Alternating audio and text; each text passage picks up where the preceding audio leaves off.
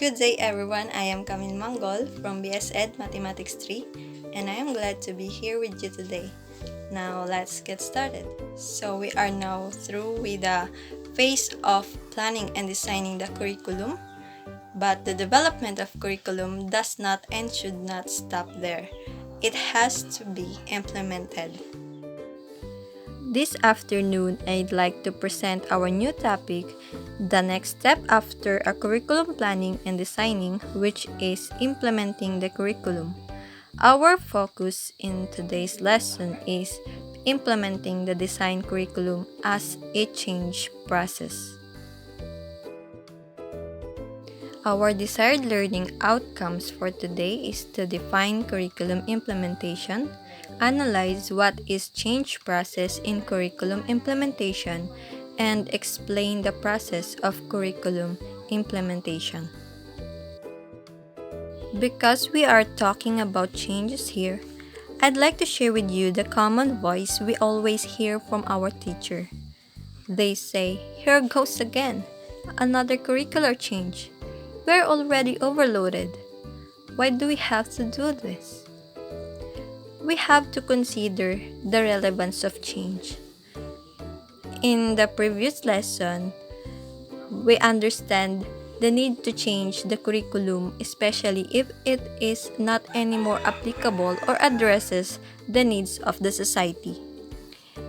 Change is inevitable in curriculum development. From the word development, it sticks to changes, changing for the better, and how we can see or observe that it is through implementation. A good plan is work half done. It means that the success of the curriculum development is in the hands of the implementer or the teachers. So if the teacher implements the curriculum, they should be prepared.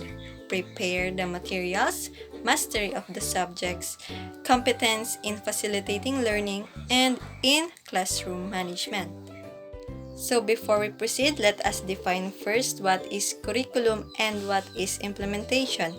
So curriculum, as we defined, is the central guide for teachers or educators to know what is essential for learnings and teaching, while implementation is the carrying out or execution. So putting this together, we have curriculum implementation, which means that putting in action or putting into practice the written curriculum that has been designed in the syllabi, course of study, curricular guide, or in the subject.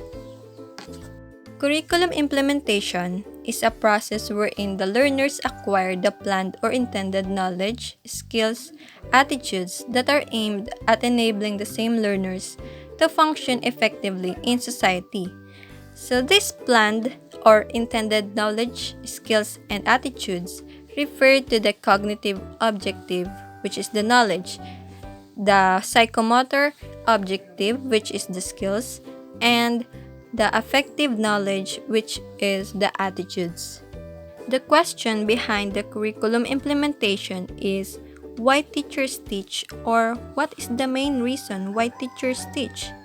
It is for the learners to gain knowledge and reach their full potentials. According to Arnstein and Hankins of 1998, curriculum implementation is the interaction between the curriculum that has been written and planned and the persons who are in charge to deliver it. So who are the person in charge to deliver it? It is the teachers. They are the one who is responsible and in charge to deliver the curriculum. So it implies the following: shift from what is current to a new or enhanced curriculum. It is because in the past curriculum, there are lots of policies, methods, and strategies, techniques that can be used, which is not applicable and effective in today's setting. Because in the past, we have the basic education. It was improvised to enhance education, which we call now K-12 curriculum. We can say that shift from what is current, which is the basic education, to a new or enhanced curriculum, which we now call K-12 curriculum, that wants us to be more competent and effective to function well. Number 2, change in knowledge, actions, attitudes of the persons involved. So the reason why there is a shift from what is current to a new or enhanced curriculum, because it needs to be effective to those who are going to be delivered it to. It is being enhanced and improved because some strategies, methods, and techniques of teaching that we used from the past is not applicable for today. That is why it is changing, because if we apply the old strategies and methods, the learners will not be as much as competent when we apply the new curriculum.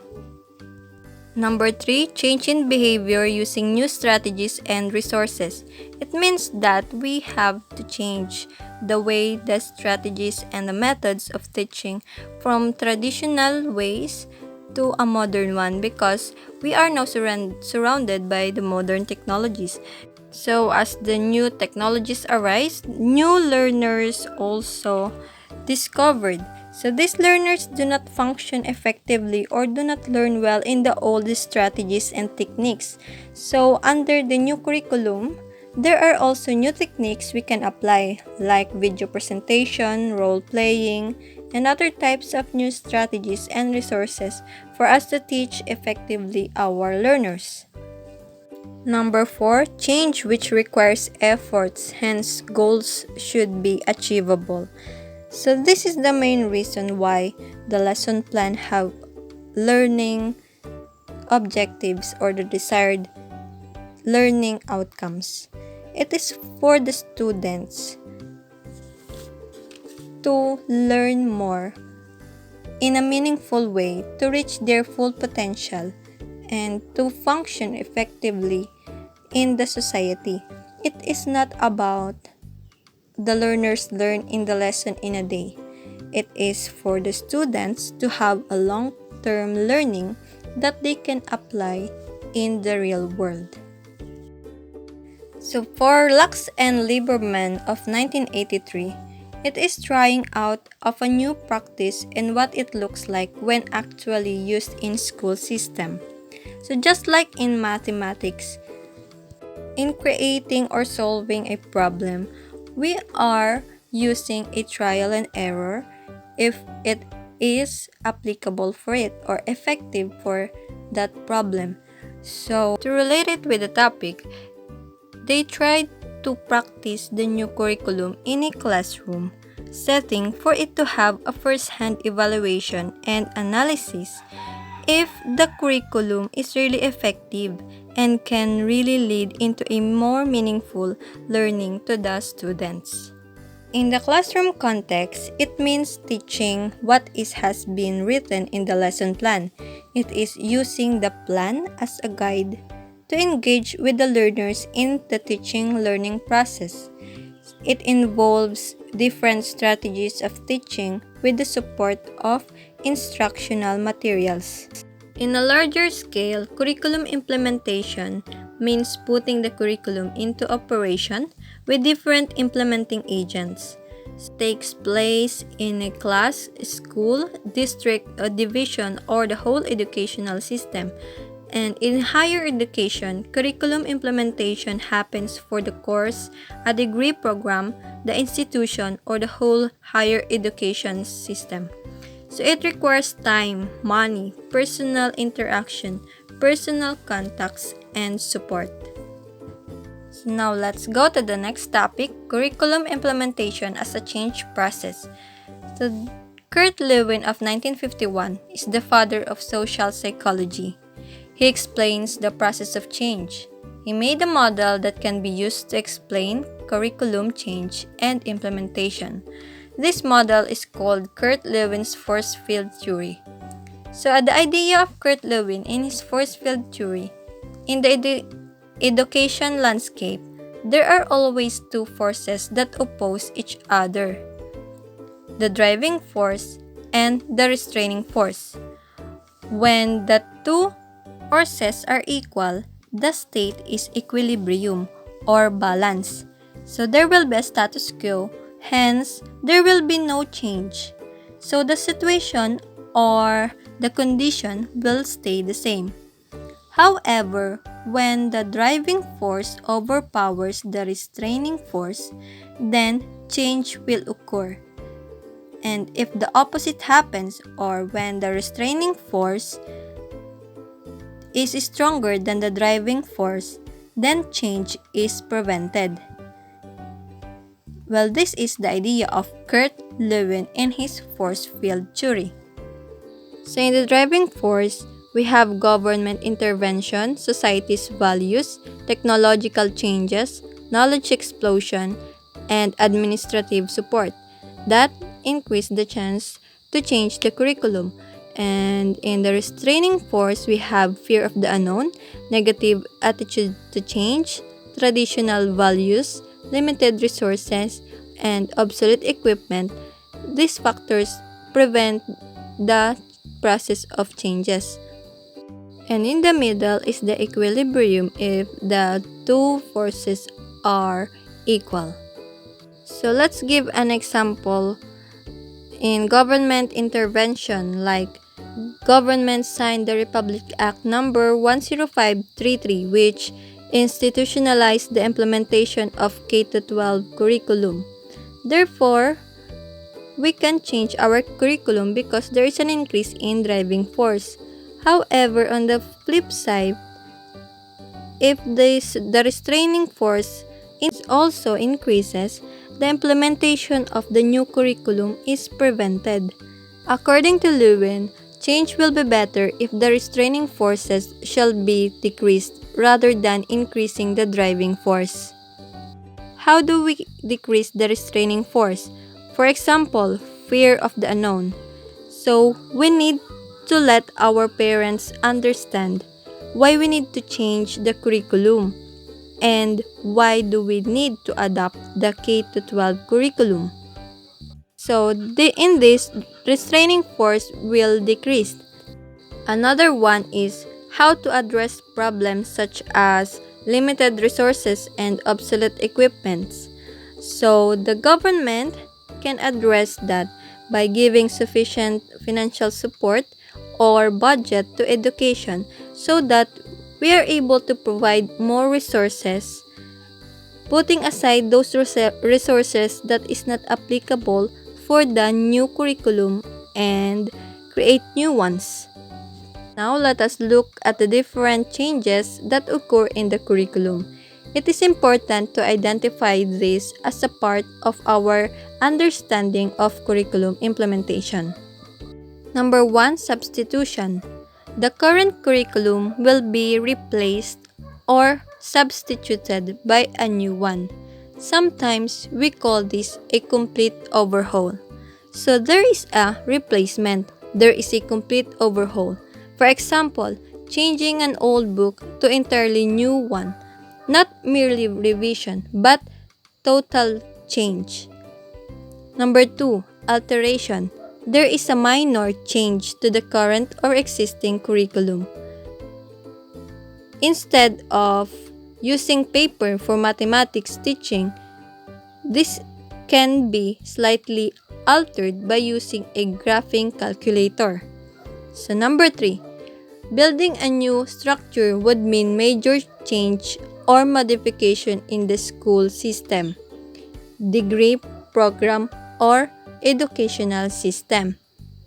So if we want to make K-12 curriculum effective, primary and secondary teachers should meet together because the lessons are connected, since K-12 is based on spiral progression. It is connected from simple to difficult, and even the skills are connected from simple to complex. Another example is the parents, because in the past, parents did not take any role in the learning of their children. But now, schools encourage active participation from parents for them to be able to know if their children is doing and learning effectively in a classroom. Another one is using blended curriculum. So the use of using online materials, resources, and online classrooms. That means moving towards modern type of education system. Number 4, perturbations. These are changes that are disruptive, but teachers have to adjust to them with a fairly short time. For example, if the principal changes the time schedule because there is a need to catch up with the national testing time or the dean, the teacher has to shorten schedule to accommodate unplanned extracurricular activities. So other example is being disruptive is the COVID-19 outbreak. So face-to-face interaction of classes is suspended, and to continue the process of education, we are now using online learning interaction. So number 5 is the value orientation. This responds to shift in the emphasis that the teacher provides which are not within the vision or mission of the school or vice versa. So for example, when new teachers who are recruited in religious schools give emphasis on academics and forget the formation of values or faith, they need a curriculum value orientation.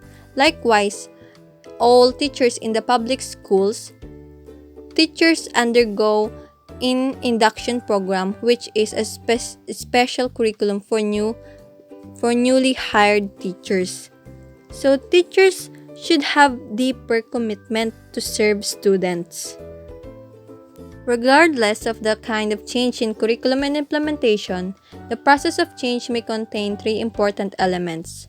Number 1 is developmental. It should develop multiple perspectives, increase integration, and make learning autonomous. Create a climate openness and trust, and appreciate and affirm strengths of the teacher. It should be teacher support in trying new tasks, reflection on the new experiences, and challenges. So autonomous means the teacher is given freedom to learn from the new curriculum. There should be support from the transition of teacher from old to new curriculum, especially in taking the task. So from being the spoon feeder of transfer of information to facilitator of learning, transition is not easy. So that's why teachers support is really necessary. The teacher should reflect about the different hindrances or challenges that hinder him or her in the implementation of new curriculum. There are simple stages in the developmental change process for the teachers. There is the orientation. So when a teacher tries a new task, they follow what is written in the book. So it is the initial step. And if it is was honed and get the mastery of the routine, then refinement followed. This means that teacher becomes accustomed or adjusted to the new task. Then they become experienced teacher. So as an experienced teacher, they are able to make changes, adjustments of the lesson plan, so that it would be applicable to the needs and unique type of learners. So reflection is the new task to be able to know how to adapt the new changes, and feedback along the way as the teacher tries the new task, like classroom observation by the master teacher. It is for them to have assistance in the implementation of the new curriculum, so giving suggestions and recommendations on how to improve their teaching style and their approaches and strategies and methods. So if the teacher adjusted and embraced what he reflects and been suggested to him or her, then the teacher becomes an effective and efficient and experienced teacher. The second element is participatory. Other stakeholders like peers, school leaders, parents, and curriculum specialists are very necessary. Characteristics of teacher styles, commitments, willingness to change, skills, and readiness are critical to implementation. Organizational structure, principal style, student population characteristics, and other factors. Involvement and participation encourage sense of ownership and accountability. Participation builds a learning community, which is very necessary in curriculum implementation. Number 3, it is supportive.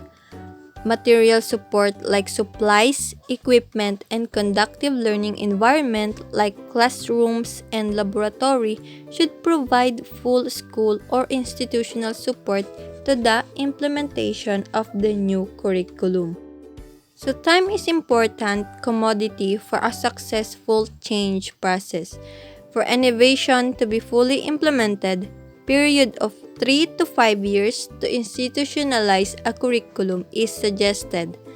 Time is needed by the teachers to plan, adapt, train, or practice, provide the necessary equipments, and get support. And time is also needed to determine when implementation starts and when implementation will conclude, since curriculum implementation is time-bound. Support from peers, principals, external stakeholders will add to the success of implementation. When teachers share ideas, work together, solve problems, create new materials, and celebrate success, more likely that the curriculum implementation will be welcomed. Now we are through with discussing the topic. Let us now answer the take action. Activity 1, K-12. Can we make a curriculum change? The K-12 is the current reform on our national basic education curriculum. There are driving forces as well as restraining forces that affect its implementation. In other words, there are factors that will make K-12 succeed, but there are also factors that will make K-12 fail. So what factors make the K-12 succeed? Write this on the left column A.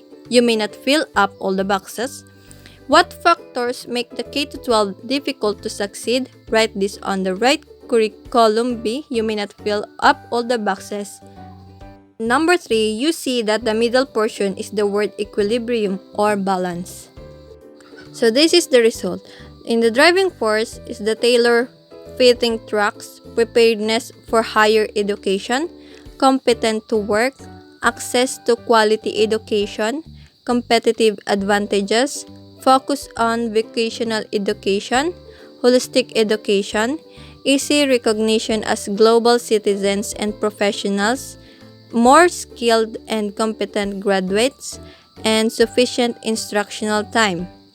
While in the restraining force, to focus in one area, sudden adaptation of environment, lack of basic competencies and maturity of high graduates, high-cost education, lack of learning materials, resources, and teachers, and increasing dropouts. If A is more than B, there will be a successful curriculum change. If B is more than A, there will be an unsuccessful curriculum change, and if A and B are equal, then there will be a status quo. As a result, there will be a successful curriculum change since driving force is more than restraining force. So activity number 2, making sense of curriculum implementation. Number 1, observe a class where the teacher is actually teaching. Number 2, describe what the teacher is doing for at least the whole period. And number 3, write down your observation based on the following questions. What were the different learners' activities? So the reportings, tasks, quizzes are the learners' activities. So what did the teacher do to make the learners engage in the activities? Since now we are dealing with the pandemic, teachers use online classes, and I observed that teacher gives instructions to open their cameras and mics while doing the activities so that the teacher could see that the students are really participating. So, majority of the children actively participating. Why? Yes, because the teacher was observing them and they are graded based on activities that they are doing. So, did the teacher control most of the activities? Yes, the teacher gave a clear directions in every activities and observed learners while doing the activities and always check if students are done. Did the learners and the teachers together achieve the learning outcomes? With the use of activities like reporting of students, doing tasks given by the teacher, and quizzes at the end of the lesson, both learners and teachers achieved the learning outcomes because the teacher implementation of lesson plan goes smoothly and learners being actively participated in the class means they are learning from it. Let me now give you the task you are required to answer and pass it on Monday. Self-check, perfect match. In column A are concepts about curriculum implementation. Connect a line from the box on the left to the arrow on the right of the correct match. And self-reflect, as a future teacher, what would be your response to curriculum implementation as part of curriculum change? Are you willing to take part in the implementation? Why or why not? Write your answer in the box. My response to the curriculum implementation. That ends my report and presentation. Thank you very much. Keep safe and God bless.